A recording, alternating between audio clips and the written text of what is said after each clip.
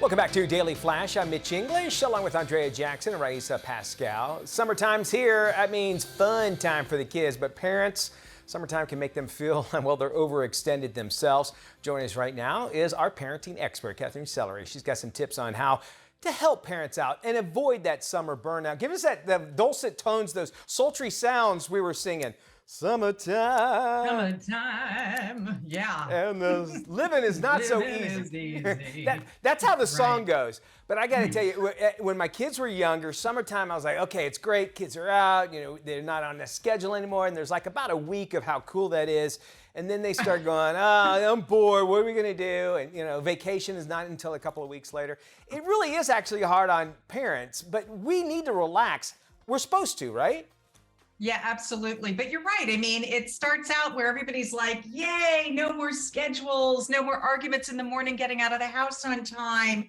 This is going to be fabulous. But then a whole new crop of problems arrive, right? Yeah, indeed. And I guess a lot of them is hearing those two words, Mom, I'm bored. You know, we were on those schedule. And from, you know, let me know if you agree with this, but kids like being on a schedule. They might say they don't, but they like knowing that they're getting up tomorrow to go to school and they're going to be doing this, they're going to come home, and they have a schedule. It just keeps them, they know what's going on. The summertime, that wreaks havoc. So what is some things that we can do to actually keep them maybe on a schedule, and also so they're not saying those two words that we all hate to hear, which is I'm bored?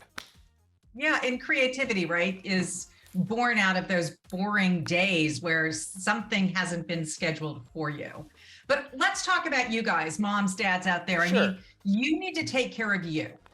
And so that's really what I think, in order for your bandwidth to stay wide enough to deal with the, oh, I'm so bored and having the lack of structure, we need to talk about how to support you guys. You have some great ideas that we as parents can actually follow that will help us, I don't know, just, you know, serenity now, or just allow us to feel like things are okay and we're not overextended. Tell us something. Totally. Just committing to a daily walk for yourself, by yourself usually, and, you know, maybe with a friend. But know that you're committed to being 100% present for your kids means that you first give yourself that bandwidth. Okay. So try making the time to head outside for that 15-minute walk every day. And studies show that taking a daily walk improves your blood flow, your circulation, boosts your mood, your creativity. It allows you to enjoy the good weather if you have it, clear your head, prioritize what you need from the day. So just kind of being the leader of the pack, taking care of yourself so that you can be more present in the state of mind you want to be in. And the kids know, listen, this is something that mom needs, and they need to respect it as well, right? Like, look, I need this. And mom will be a better mom if mom gets her 15-minute walk in. So everybody clear the decks. Let's make space for mom. Right, because as parents, no, we're used to the kids being gone during the day, and maybe we perhaps, you know, have some kind of communication with other adults. Other ideas? Well, phone a friend.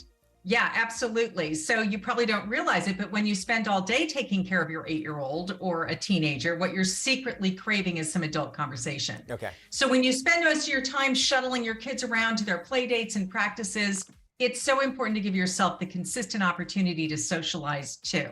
So pick up the phone, call that friend that you haven't spoken to in a while, and just reconnect on an adult level with an adult conversation. You know, with the work environment kind of change, and I'm fortunate enough, I have time where I could, our date night is actually our date afternoon. We go out for lunch and that sort of thing. And nice. It's always nice now, but you know, we have an 11-year-old around us now, and you know, we can't have those date days. Is that still important, or should I just say, hey, we need a reprieve from that for a little while?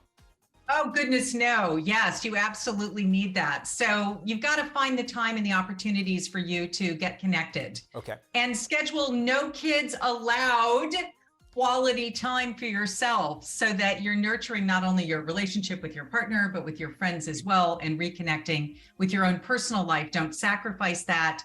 So getting away from your kids, some people feel really guilty about it, but it's actually really important for you to take care of you and for them to realize, if they're dependent or really attached, that actually, wow, I'm okay on my own too. So taking time away, catching up on the shows you've been dying to watch, friends you've been missing, pastimes that you can never seem to get around to.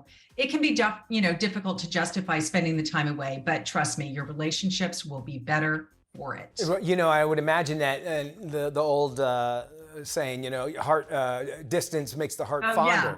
I think when I'm away, and I miss my kids, and Yeah. I think it's okay to miss our kids. It's, because so we good. appreciate what it's like not to have them, and one day they'll be out of the house and that sort of things. We follow these simple, really, there are simple rules, but how do you get the kids on board that saying, listen, this is me as a mom or a dad or whatever, I need this. How do you get them on board to respecting and following those rules?